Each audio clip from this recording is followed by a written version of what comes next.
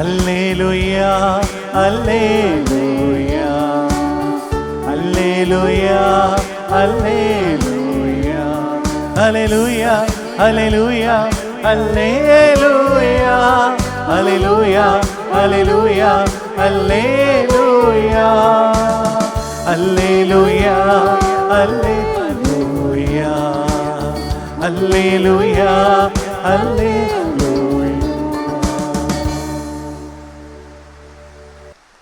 ஆண்டவர் உங்களோடு இருப்பாராக.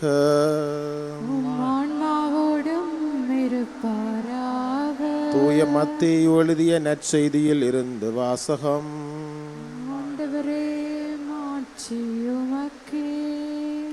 இயேசு மக்கள் கூட்டத்தை கண்டு மலை மீது ஏறி அமர அவருடைய சீரர் அவர் அருகே வந்தனர்.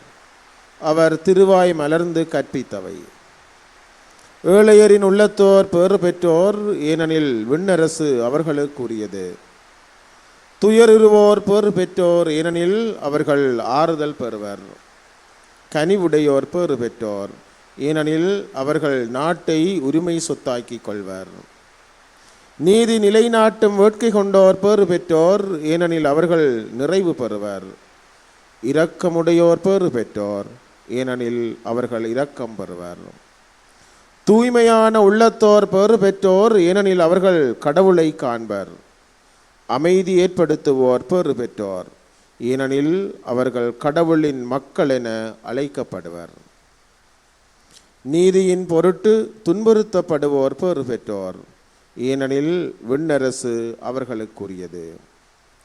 என் பொருட்டு மக்கள் உங்களை இகழ்ந்து துன்புறுத்தி உங்களை பற்றி இல்லாதவை பொல்லாதவை எல்லாம் சொல்லும்போது நீங்கள் பேறு பெற்றவர்களே. மகிழ்ந்து பேருவகை கொள்ளுங்கள், ஏனெனில் விண்ணுலகில் உங்களுக்கு கிடைக்கும் கைமாறு மிகுதியாகும். இவ்வாறே உங்களுக்கு முன்னிருந்த இறைவாக்கினர்களையும் அவர்கள் துன்புறுத்தினார்கள் என்றார். இது கிறிஸ்து வழங்கும் நற்செய்தி. கிறிஸ்துவே உமக்கு புகழ்.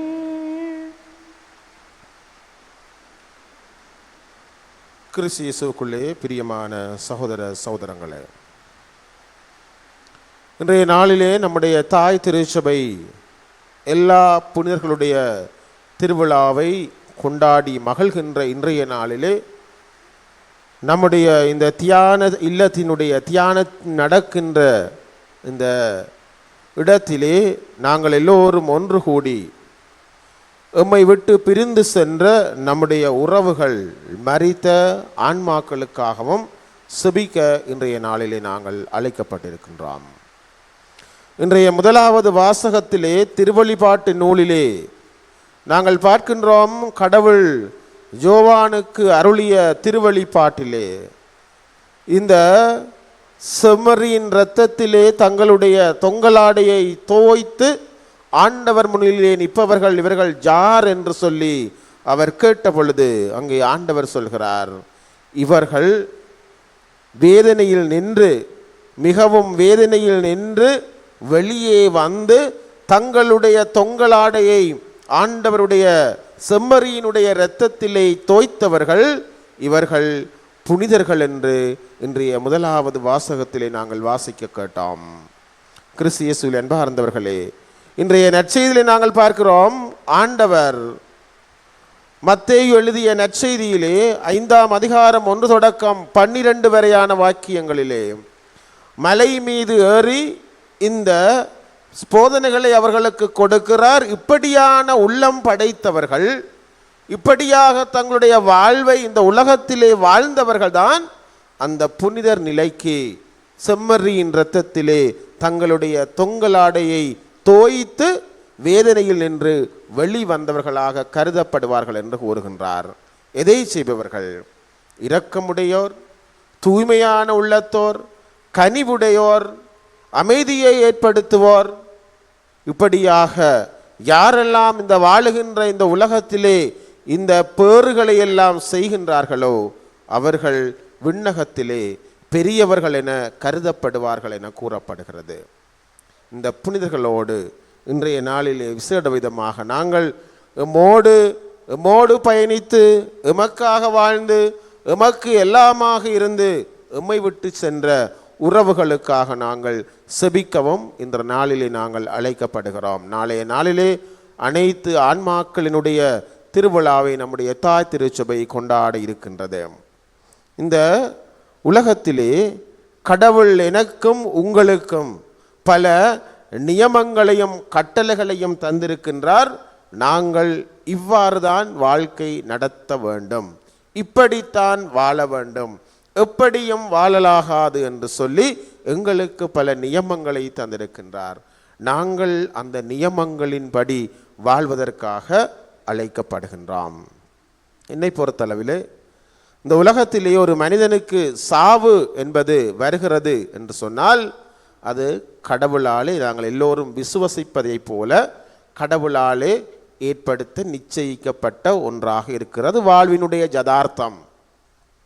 நான் நினைக்கின்றேன், என்னுடைய அறிவுக்கு எட்டியபடி கடவுள் விண்ணகத்திலே யாருக்கெல்லாம் விண்ணகத்திலே வீட்டை எப்பொழுது கட்டி முடிக்கின்றாரோ அன்றைய நாளிலே அவர்களை இங்கிருந்து தன்னிடம் அழைத்து கொள்கிறார். பல பேருக்கு பிறந்த உடனேயே வீட்டை கட்டி முடிப்பார், பலருக்கு 20 வருடங்கள் செல்கின்றது, பல பேருக்கு 100 வருடங்கள், பல பேருக்கு 50, 90, இப்படியாக பல ஆண்டுகள் கடவுள் விண்ணகத்திலே எடுக்கிறார் வீட்டை கட்டி முடிப்பதற்கு. விண்ணகத்திலே கடவுள் வீட்டை எப்பொழுது கட்டி முடிக்கிறாரோ அன்று இங்கிருந்து எங்களை தன்னிடம் அழைக்கின்றார். அது பல வகையான பல செயற்பாடுகள் மூலமாக விபத்துக்களாக இருக்கலாம், வருத்தங்களாக இருக்கலாம். நாங்கள் பலதரப்பட்ட கோணங்களிலே பார்க்கின்ற பொழுது சில வேளைகளில் நாங்கள் அங்கலாய்ப்பதுண்டு. ஏன் இவருக்கு இப்படி, ஏன் இந்த மனுஷனுக்கு இப்படி, ஏன் இவருக்கு இப்படி நடந்தது, இது டூ ஏர்லி, இவருக்கு ஏன் இவ்வளவு கதியாக செத்து போக வேணும், இப்படியாக நாங்கள் பலதரப்பட்ட கேள்விகளை எங்களுக்குள்ளே கேட்பதுண்டு. நான் நினைக்கின்றேன், ஆண்டவர் அவருக்கென்று விண்ணகத்திலே வீட்டை எப்பொழுது கட்டி முடிக்கிறாரோ அன்றைக்கு டிக்கெட் எடுத்துட்டு போகத்தான் இருக்குது. சில பேருக்கு காலங்கள் வித்தியாசப்படுகிறது, அவ்வளவுதான். ஆகவே நாங்கள் இந்த மரித்தவர்கள் எங்களுக்கு முன்னே சென்று அவர்கள் எங்களுக்காக பரிந்து பேசுகிறார்கள் என்றும் நாங்கள் விசுவசிக்கின்றோம். அதனால்தான் நாங்கள் பல தடவைகளிலே பல பேர் நாங்கள் திருப்பலிகளிலே எங்கெல்லாம் இப்படியான தியானங்கள், எங்கெல்லாம் ஆண்டவருடைய நற்செய்தி கூட்டங்கள் தியானங்கள் நடக்கின்றதோ அங்கு நாங்கள் எங்களுக்காக மட்டுமல்ல, எங்களை விட்டு சென்ற எமக்கு முன்னே சென்ற எம்முடைய உறவுகளுக்காக செபிக்கிறோம். எசேக்கியேல் புத்தகம் 36வது அதிகாரம் 3வது வசனத்திலே கூறப்படுகின்றது. எசேக்கியேலுக்கு கடவுள் கூறுகிறார், உலர்ந்த எலும்புகளுக்கு நீ சென்று இறைவாக்கு உரைக்க வேண்டும். உலர்ந்த எலும்புகள் என்று சொன்னால் உயிரற்ற, உடைந்து போன இப்படியான எலும்புகள். அப்பொழுது எசேக்கியேல் ஆண்டவரை பார்த்து கேட்கிறார், ஆண்டவரே, எப்படி உடைந்த எலும்புகளுக்கு, எப்படி உலர்ந்து போன எலும்புகளுக்கு இறைவாக்கு உரைப்பது? நாங்கள் எங்களுடைய வாழ்விலே விசுவாசம் என்கின்ற அந்த உண்மையான கடவுளுடைய கொடையை நாங்கள் எங்களுடைய வாழ்விலே பெற்றுக்கொண்டோம் என்று சொன்னால், கடவுள் சொல்கிறார், ஆபிரகாமுக்கு கற்களில் இருந்து மக்களை எழுப்ப கடவுள் வல்லவர் என்று சொன்னால், இந்த உலர்ந்த எலும்புகளும் உண்மையாகவே உயிர் பெறும்.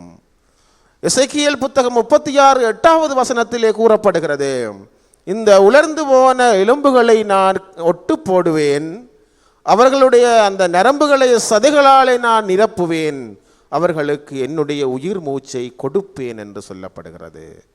ஆம் கிறிஸ்து இயேசுவில் அன்பார்ந்தவர்களே, நாங்கள் எங்களுடைய வாழ்விலே கடவுளிலே விசுவாசம் கொண்டு உண்மையாகவே கடவுள் எங்களை தன்னுடைய சாயலாகவும் பாவனையாகவும் படைத்திருக்கிறார். அவர் என்னை இந்த உலகத்திற்கு கொண்டு வந்தார், என்னை இந்த உலகத்திலிருந்து அவரை எடுத்துக் கொள்கிறார் என்று நாங்கள் நம்புகிறோம், ஏற்றுக்கொள்கிறோம். ஆகவேதான் கடவுள் தன்னுடைய உண்மையான அன்பினாலே என்னையும் உங்களையும் இந்த உலகத்திலே வாழ வைத்து எங்களை அணி செய்து கொண்டிருக்கின்றால் பல்வேறுபட்ட ஆசீர்வாதங்களாலே. ஆனால் மனிதர்களாகிய நாங்கள் எங்களுடைய பலவீனத்தினாலே, எங்களுடைய வாழ்க்கை முறையினாலே, எங்களுடைய சீர்கேடான வாழ்க்கை முறையினாலே நாங்கள் கடவுளிடம் இருந்து விலகி சென்று கொண்டிருக்கின்றோம். ஆகவேதான் ஆண்டவர் இன்று என்னையும் உங்களையும் பார்த்து கேட்கின்றார், எங்களிடம் இருந்து பிரிந்து சென்ற நம்முடைய உறவுகள், எங்களுக்கு விட்டு சென்ற நன்மையான பாடங்களை எங்களுடைய வாழ்விலே நாங்கள் எடுத்துக்கொண்டு, அவர்கள் விட்டு சென்ற கெட்ட கூடாத ஒன்றுக்குமே உதவாத பல குணாதிசயங்களை அல்ல, மாறாக பலருக்கு பல பேர் இங்கு இருக்கின்ற பலருக்கு பல பேர் முன் உதாரணமாக இருப்பார்கள். தந்தையர்கள், அவர்களுடைய மனைவிகளுக்கு கணவன்மார், கணவன்மாருக்கு மனைவியர், பிள்ளைகளுக்கு பெற்றோர்கள், பெற்றோருக்கு பிள்ளைகள் என்று பல முன்னுதாரணமான வாழ்க்கை முறையை வாழ்ந்தவர்கள் இன்று நம்மோடு இல்லை. இருந்தாலும் எங்களுடைய கிறிஸ்தவ விசுவாசம் எங்களுக்குள்ளே இருக்கின்றது. இந்த உலகத்திலே கிறிஸ்தவர்களுக்கு வாழ்வு மாறுபடுகிறதே அன்றி அவர்களுக்கு அளிக்கப்படுவதில்லை. நாங்கள் பார்க்கின்றோம், எங்களுடைய கிறிஸ்தவ விசுவாசம் அதுதான். கத்தோலிக்கர்களாகி எங்களுக்கு நாங்கள் நம்புகிறோம், இந்த உலகத்திலே நாங்கள் வாழுகின்ற பொழுது, நாங்கள் இறந்து இந்த இடத்திலிருந்து நாங்கள் செல்லுகின்ற பொழுது எங்களுடைய உடல் மட்டும் மண்ணோடு போகிறதே தவிர எங்களுடைய ஆன்மாவிற்கு அழிவு கிடையாது. எங்களுடைய ஆன்மா ஆண்டவரோடு சங்கமிக்கும் வரைக்கும், எங்களுடைய ஆன்மா ஆண்டவரிலே இளைப்பாறும் வரைக்கும் நாங்கள் ஆண்டவரிலே விசுவாசம் கொண்ட மக்களாக எங்களுக்கு முன்னே சென்றவர்களுக்காக செபிக்க அழைக்கப்படுகிறோம். ஆகவேதான் நாங்கள் இன்றைய நாளில் விசேட விதமாக எம்மோடு இருந்து எமக்காக வாழ்ந்து எம்மோடு பயணித்த நம்முடைய உறவுகள் ஆண்டவருடைய பேரின்ப வீட்டிலே உண்மையாகவே இளைப்பாறுகிறார்கள், அவர்களுக்கு பேரின்ப வீட்டிலே இடம் கிடைத்திருக்கிறது என்ற நம்பிக்கையிலே தொடர்ந்து மன்றாடுவோம். அவர்கள் எங்களுக்கு விட்டு சென்ற நல்ல முன்மாதிரியான வாழ்வை நாங்கள் அதில் ஒரு சிலவற்றை எடுத்துக்கொண்டு எங்களுடைய வாழ்வையும் நாங்கள் அப்படியான முறையிலே வாழ்ந்து ஆண்டவருடைய அந்த விண்ணக வீட்டிற்கு செல்ல இன்றைய நாளிலே வரம் வேண்டுவோம். புனிதர்களுடைய பரிந்துரையை வேண்டுவோம்.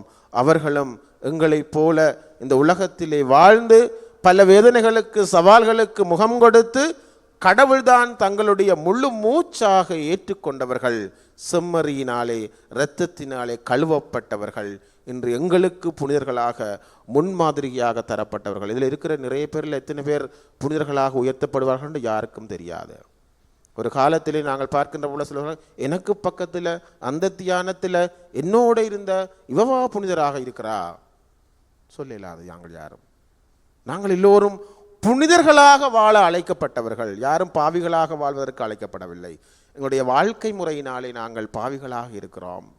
ஆகவே இன்றைய நாளிலே நாங்கள் அந்த புனித நிலைக்கு நாங்களும் எங்களை கடந்து செல்வதற்கு, ஆண்டவரோடு பயணிப்பதற்கு, புனிதர்களாக நாங்கள் வாழ்வதற்கு தேவையான அந்த அருளை ஆண்டவர் எங்களுக்கு தர மன்றாடுவோம்.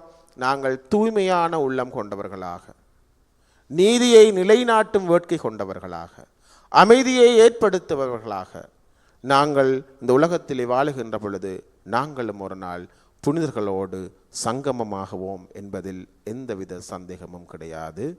ஆமேன். எழுந்து நின்று எங்களுடைய விசுவாசத்தை அறிக்கையிடுவோம். ஒரே